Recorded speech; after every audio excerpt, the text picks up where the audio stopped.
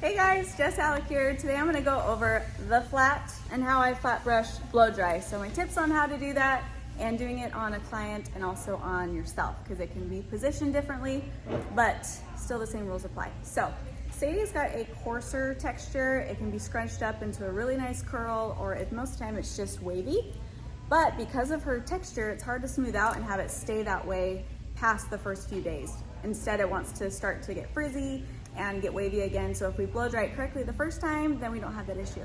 So I'm gonna be using the flat on her. This one is wider, so it's easier to use to pick up a lot of hair. Most people that are trying to smooth out their hair might have a wavy or curly texture, and you wanna pick up as much as you can at one time. So this brush can really get through your hair comfortably, and it's easy to use. So I already put in a detangler, or a leave-in detangler, and an oil and a blow dry cream. So that's all hydrating, and it's gonna help the brush move smoother through her hair so that it's not working against me, and it also helps my blow dry go quicker. So I've already prepped that. I'm gonna brush her out with a detangler first, and then I'll pre-section her just so I don't have to put my blow dryer down and make it go a little bit quicker. So whenever you're detangling, you don't wanna sit there and rip through it. You wanna rock the brush. So if you're having more tangles and curl at the bottom, then just let it go. Rock it down just like that. You don't need to be ripping through your hair. You can definitely use the detangler to rough dry your hair about to 50%. So on her, we did that at her base, just so it wasn't sopping wet, because that would take a very long time to blow dry, and we don't got time for that. So we use the detangler to get most of the moisture out, and then we're using the board brushes to smooth and style. Okay, then I'm gonna pre-section her hair. Because her hair is so thick and long, I do 4 sections. I'm gonna separate this out. Okay, so she's pre-sectioned, so I'm gonna show you this back section so you can see it up close.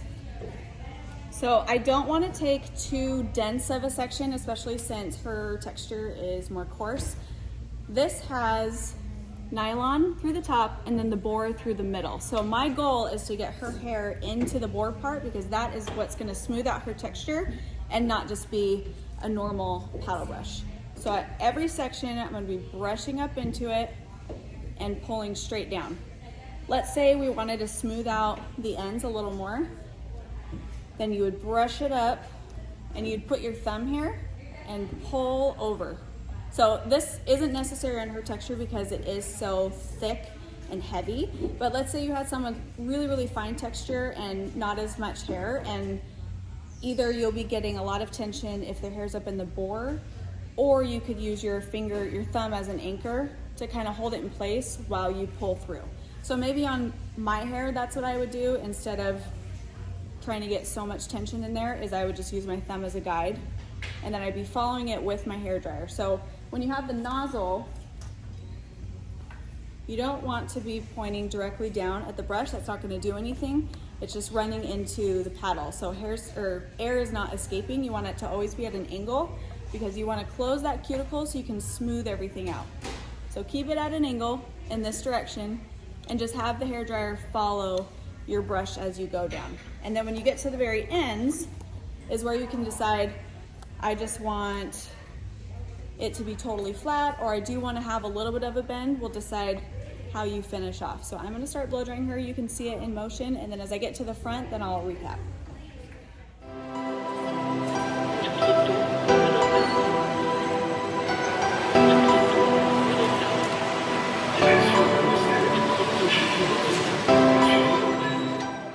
If you are going to use your thumb as an anchor, this is why you need to be good at directing your air.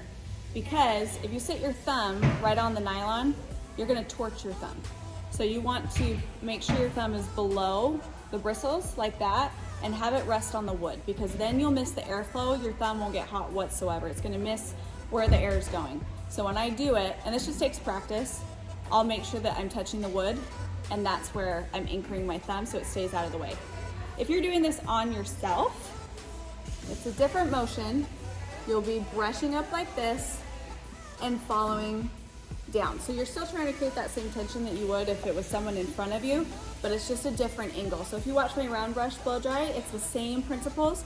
It's just instead of the brush being circular, it's flat. So after you roll up and you have tension in your hair, as you're pulling it through, the hair dryer is following it in this direction.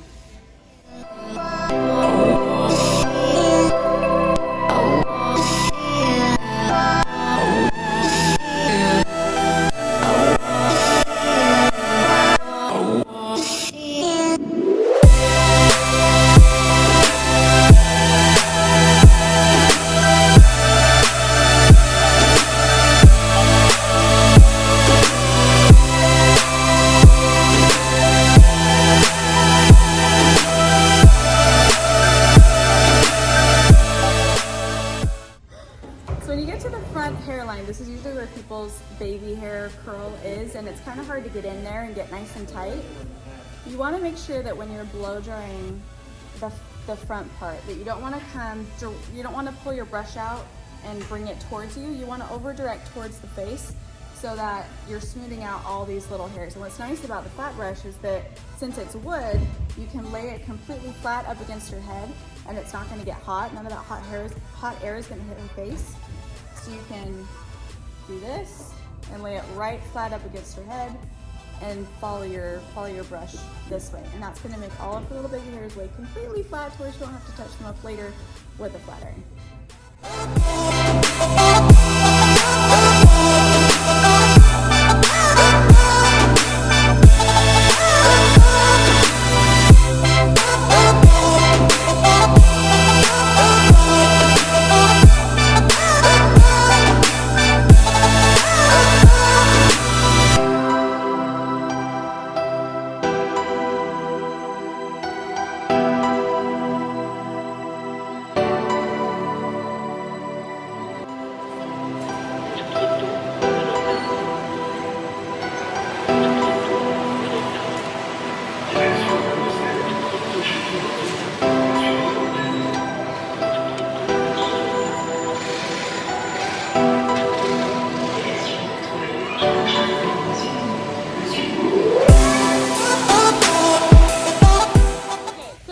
On the base. So if your flat brush, if you want it to lay super flat to the head, then you want to angle it completely down and pull it in this direction. If you want volume at the base, make sure you're still rocking the brush.